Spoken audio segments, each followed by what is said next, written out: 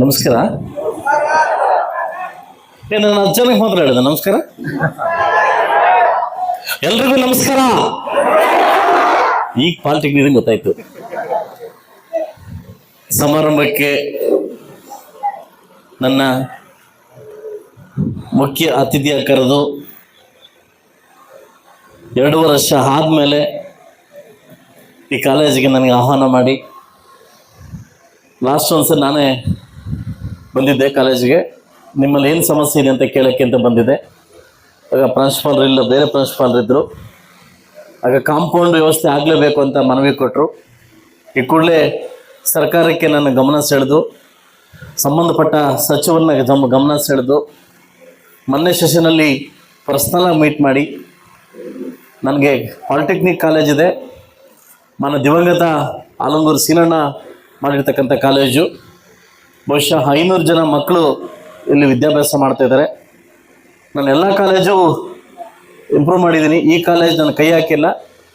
ದಯವಿಟ್ಟು ಇದಕ್ಕೆ ಅನುದಾನ ಕೊಡಿ ಅಂತ ನನ್ನ ಮಾನ್ಯ ಸುಧಾಕರ್ನ ಕೇಳಿದಾಗ ಸಚಿವರನ್ನ ಇದೇ ಏಪ್ರಿಲ್ 10ನೇ ತಾರೀಕು ನನ್ನ ಬಂದು ಮೀಟ್ ಮಾಡು, ನಮ್ಮ ಪಾಲಿಟೆಕ್ನಿಕ್ ಕಾಲೇಜಿಗೆ 1.5 ಕೋಟಿ 2 ಕೋಟಿ ಅಮೌಂಟ್ ಕೊಡ್ತೀನಿ ಅಂತ ಒಂದು ಮಾತು ಕೊಟ್ಟರು. ಏಪ್ರಿಲ್ 10ನೇ ತಾರೀಕು 11ನೇ ತಾರೀಕು ಅವ್ರದ್ದು ನಂದು ಚರ್ಚೆ ಇದೆ. ಕಾಂಪೌಂಡ್ ವ್ಯವಸ್ಥೆ ಮತ್ತು ಬಿಲ್ಡಿಂಗ್ ವ್ಯವಸ್ಥೆನ ಮಾಡ್ಕೊಳ್ತಕ್ಕಂಥ ಜವಾಬ್ದಾರಿ ನಂದು. ಆಮೇಲೆ ಬರಬೇಕು ಅಂದ್ಕೊಂಡಿದ್ದೆ, ನೀವು ಬೇಗ ಕರೆದ್ಬಿಟ್ರಿ. ಸೊ ಅದಕ್ಕೆ ನಾನು ಬಂದೆ.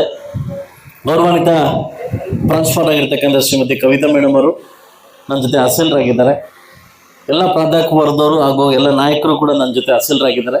ಅತಿ ಮುಖ್ಯವಾಗಿ ಇವತ್ತಿನ ಕೇಂದ್ರ ಬಿಂದುಗಳಾಗಿರ್ತಕ್ಕಂಥ ವಿದ್ಯಾರ್ಥಿಗಳು ನನ್ನ ಜೊತೆ, ನಿಮ್ಮ ಜೊತೆ ನಾನು ಭಾಗಿಯಾಗಿದ್ದು ನನ್ನ ಖುಷಿ ಅಂತ ನಾನು ಅನ್ಕೊತೀನಿ.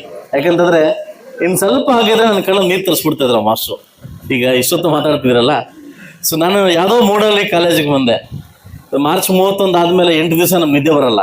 ನಮಗೆ ಫಂಡ್ ಅರೇಂಜ್ಮೆಂಟ್ಸು, ಅಲಾಟ್ಮೆಂಟ್ಸು, ನಮ್ದು ಈ ವರ್ಷ ಏನು ಮಾಡಬೇಕು ಅನ್ನೋದು ಒಂದು 10 ದಿವಸ ನಾವು ಕೆಲಸದಲ್ಲಿ ಇರ್ತೀವಿ.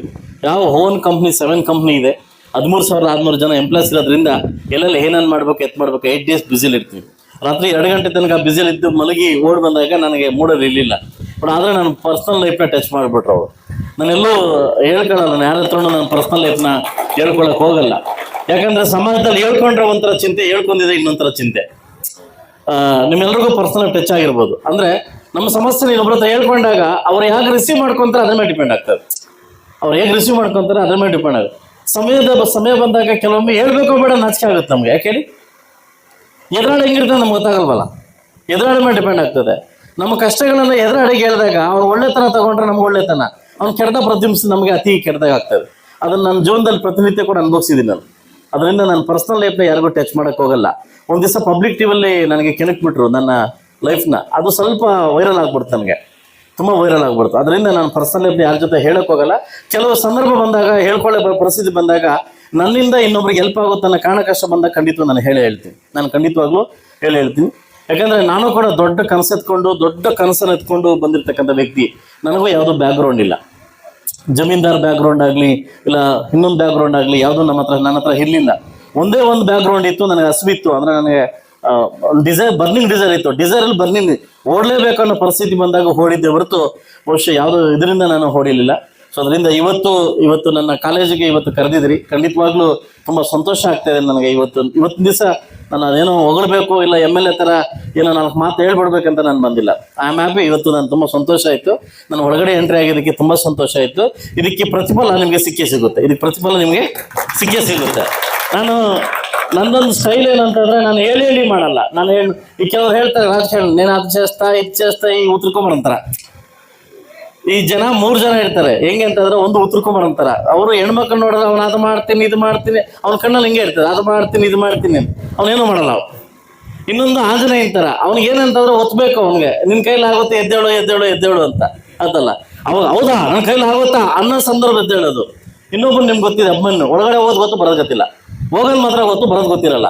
ಹಂಗೆ ಸೊ ನಾವು ಕೆಲವೊಮ್ಮೆ ಮಾಡಬೇಕಾದ್ರೆ, ನನಗೆ ವಿದ್ಯಾರ್ಥಿಗಳಲ್ಲಿ ಈಗ ತಾನೇ ಒಂದು ಪ್ರೆಸ್ ಮೀಟ್ ಮಾಡಿದೆ. ಇದು ನನಗೆ ಮಾರ್ಚ್ ಏಪ್ರಿಲ್ ಮೇ ಬಂದರೆ ಭಯ. ನನಗೆ ಏನು ಭಯ ಅಂತಂದರೆ, ಲಾಸ್ಟ್ ಇದೇ ವರ್ಷ ಮುಳುಬಾಗಲಿಂದ 13ರಿಂದ 14 ಜನ ಮಕ್ಕಳು ಪತ್ತೆ ಇಲ್ಲ. ಯುವಕರು ಪತ್ತೆ ಇಲ್ಲ ಅಂದ್ರೆ ಬದುಕವ್ರಿ, ಅಪ್ಪ ಅಮ್ಮನ ಬಿಟ್ಟು ಆಚೆ ಹೋಗೋರು. ಏನಕ್ಕಿರ್ಬೋದು? ಮಾರ್ಚ್ ಏಪ್ರಿಲ್ ಮೇ ಮಾತ್ರ ಅವರು ಓ, ನೀವು ಹಂಗೆ ಅನ್ಕೊಂಡ್ರ?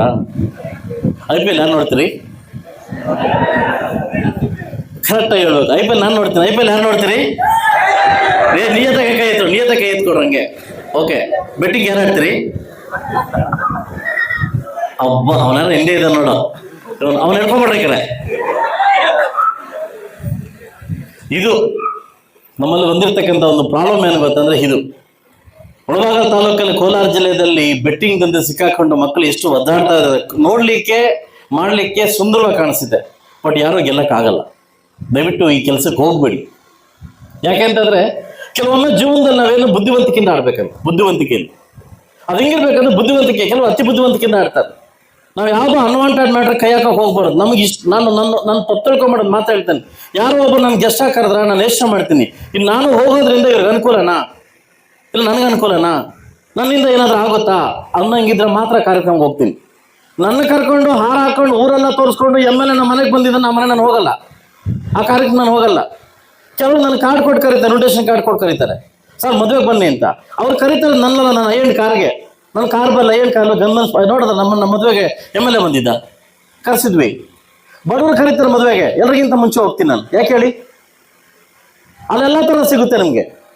ಕೆಲವೊಮ್ಮೆ ಜೀವನದಲ್ಲಿ ನಾವು ಮಾಡ್ತಕ್ಕಂಥ ತಪ್ಪುಗಳು ಹೆಂಗಿರ್ತಾವ ಅಂತಂದ್ರೆ, ನಾನು ಈಗಲೇ ಜಸ್ಟ್ ಒಂದು ಆರ್ಟಿಕಲ್ ಓದ್ತಿದ್ದೆ ನಾನು. ಒಂದು ಕಾಡಲ್ಲಿ ಸಿಂಹ, ನಿಮ್ಗೆ ಗೊತ್ತಿದ್ದೆ ಘರ್ಷಣೆ ಹೆಂಗೆ ಮಾಡುತ್ತೆ ಅಂತ. ಕೆಲವೊಂದು ಜೀವನದಲ್ಲಿ ನಾವು ಕೆಲವು ವಿಚಾರ ಹಂಗೆ ಇರ್ತೀವಿ. ಅದಕ್ಕೆ ಸುಮಾರು ದಿವಸ ಸ್ನಾನ ಮಾಡಿರಲ್ಲ. ಒಂದು ದುರ್ವಾಸನೆ ಬರ್ತಾ ಇರ್ತದೆ ಸರ್, ಹಾಗೆ ಸಿಂಹಕ್ಕೆ ಒಂದು ದುರ್ವಾಸನೆ ಬರ್ತಾ ಇರ್ತದೆ. ನಾನು ಜಸ್ಟ್ ಓದಿದ ಮೊನ್ನೆ ಯಾವುದೋ ಒಂದು ದುರ್ವಾಸನೆ ಬರ್ತಾ ಇರ್ತದೆ.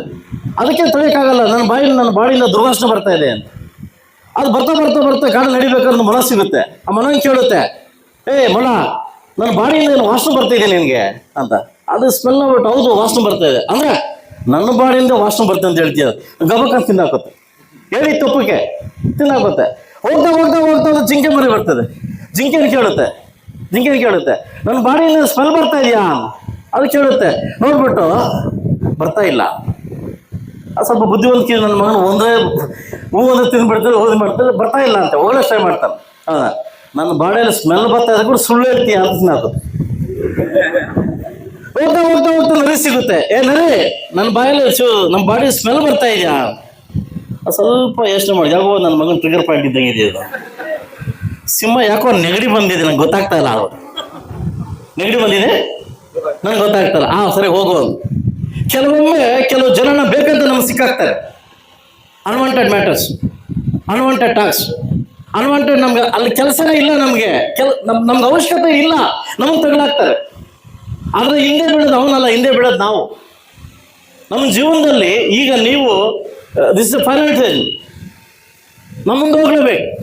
ಅನ್ವಾಂಟೆಡ್ ಹೋಗೋದು ನಮಗೂ ಜೀವನಕ್ಕೂ ಸಂಬಂಧನೇ ಇರಲ್ಲ, ನಮಗೂ ಅದಕ್ಕೂ ಸ್ಥಳಕ್ಕೂ ಸಂಬಂಧನೇ ಇರಲ್ಲ. ಅದು ಬೇಕಂತ ತಗೊಳಕ್ಕೆ ಸಿಕ್ಕಾಕೊಳ್ಳಿ ಅವನು. ದಯವಿಟ್ಟು ಈ ಥರ ಸಿಕ್ಕಾಕೊಂಡಾಗ ಫೋರ್ ಸ್ಟೆಪ್ ನಾವು ಬ್ಯಾಕ್ ಹೋಗ್ತೀವಿ. ನಮ್ಮ ಜೀವನದಲ್ಲಿ 4 ಸ್ಟೆಪ್ ನಾವು ಬ್ಯಾಕ್ ಹೋಗ್ತೀವಿ. ಅದನ್ನು ನಾವು ಏನೇ ಮಾಡಲಿ ಬುದ್ಧಿವಂತಿಕೆಯಿಂದ ಯೂಸ್ ಮಾಡಿ ನಾವು ಮಾಡ್ಬೇಕು. ನನಗೂ ಗೊತ್ತು, ನಿಮಗೂ ಗೊತ್ತು, ಇಲ್ಲ ಎಲ್ಲರಿಗೂ ಗೊತ್ತು, ಇರ್ತಕ್ಕಂಥ ಒಂದೇ ಜೀವನ. ನಿಮಗೂ ಒಂದೇ ಜೀವನ, ನನಗೂ ಒಂದೇ ಜೀವನ, ಕವಿತಾ ಮೇಡಮ್ಗೂ ಒಂದೇ ಜೀವನ. ಇಲ್ಲಿರ್ತಕ್ಕಂಥ ಹೇಳಿ ನಮ್ಗೆ ಎರಡು ಡಬಲ್ ಜೀವನ ಇದೆ ಅಂತ ಇಲ್ಲ. ಬಟ್ ಯಾವಾಗ ಹೋಗ್ತೀವಿ ಅಂತ ಗೊತ್ತಿಲ್ಲ, ಯಾವಾಗ ಹೋಗ್ತೀವಿ ಹಿಂಗೆ ಹೋಗ್ತೀವಿ ಅಂತ ಗೊತ್ತಿಲ್ಲ. ಈ ಸಂದರ್ಭ ಬಂದಾಗ ಈ ಅವಕಾಶವನ್ನು ನಾವು ಯೂಸ್ ಮಾಡಿಕೊಂಡು ಎತ್ತರ ಮಕ್ಕ ಬೆಳೆಯೋದೇ ನಮ್ಮ ಜೀವನ ಅಂತ ಕರಿತೀವಿ. ಸೊ ಅದರಿಂದ ನಮ್ಮ ವಿದ್ಯಾರ್ಥಿಗಳು ದಯವಿಟ್ಟು ಏನು ಅನ್ವಾಂಟೆಡ್ ಮ್ಯಾಟ್ರಿಗೆ, ಅನ್ವಾಂಟೆಡ್ ಟಾಸ್ಕ್ಗೆ, ಅನ್ವಾಂಟೆಡ್ ಕಮಿಟ್ಮೆಂಟ್ಗೆ, ಈ IPL ಆಗಿರ್ಬೋದು, ದಂಧೆ ಆಗಿರ್ಬೋದು, ಬೆಟ್ಟಿಂಗ್ ಇರ್ಬೋದು, ಇನ್ನೊಂದು ಇದನ್ನ ನಮ್ಮ ಜೀವನ ಹಾಳು ಮಾಡುತ್ತೆ ಹೊರತು ಮುಂದೆ ಅಂತೂ ತಗೊಂಡೋಗಲ್ಲ. ದಯವಿಟ್ಟು ಇದನ್ನ ಅರ್ಥ ಮಾಡಿಕೊಂಡು ಎಲ್ಲ ನನ್ನ ಯುವಕರು, 90% ಒಳ್ಳೆ ಎಲ್ಲ ಯುವಕರಿದ್ದೀರಿ. ಇವತ್ತು ಭಾರತ ದೇಶ ಯುವಕರ ಮೇಲೆ ನಿಂತಿದೆ. 62% ಯುವಕರಿದ್ದೀವಿ. ನಾವು ಮನಸ್ಸು ಮಾಡಿದ್ರೆ ಏನು ಬೇಕಾ ಮಾಡ್ಬೋದು, ಆ ಮನಸ್ಸು ಬೇಕಾದ್ರೆ ಏನು ಬೇಕಾ ಮಾಡ್ಬೋದು. ದಯವಿಟ್ಟು ಇದನ್ನ ಮಂದಲ್ಲಿ ಇಟ್ಕೊಂಡು ದೊಡ್ಡ ಮಟ್ಟಕ್ಕೆ ತಗೊಂಡು ಹೋಗ್ತೀರಾ. ನಮ್ಮ ಪಾಲಿಟೆಕ್ನಿಕ್, ಸರ್ಕಾರಿ ಪಾಲಿಟೆಕ್ನಿಕ್ ನಮ್ಮ ಇದಕ್ಕೆ ಒಳ್ಳೆ ಕೀರ್ತಿ ತಗೊಂಡ್ಬರ್ತೀರಾ. ಜೀವನದಲ್ಲಿ ನೀವು ಕೂಡ ಒಳ್ಳೆ ಮಟ್ಟಕ್ಕೆ ಹೋಗ್ಲಿ ಅಂತ ಇವತ್ತು ಈ ಕಾರ್ಯಕ್ರಮ ಕರೆದು ನನಗೆ 2 ಮಾತಾಡೋಕ್ಕೆ ಅವಕಾಶ ಮಾಡಿಕೊಟ್ಟಿದ್ದಕ್ಕೆ ನಾನು ಹೊಂದಿಸ್ತಾ, ಮತ್ತೊಮ್ಮೆ ಈ ಕಾಲೇಜಿಗೆ ನಾನು ಋಣಿಯಾಗಿರ್ತೀನಿ. ಕೆಲಸ ಮಾಡಿ ಮತ್ತೆ ವಾಪಸ್ ಬರ್ತೀನಿ, ಕೆಲಸ ಮಾಡ್ದೆ ಬರಲ್ಲ, ಕೆಲಸ ಮಾಡಿ ವಾಪಸ್ ಬರ್ತೀನಿ.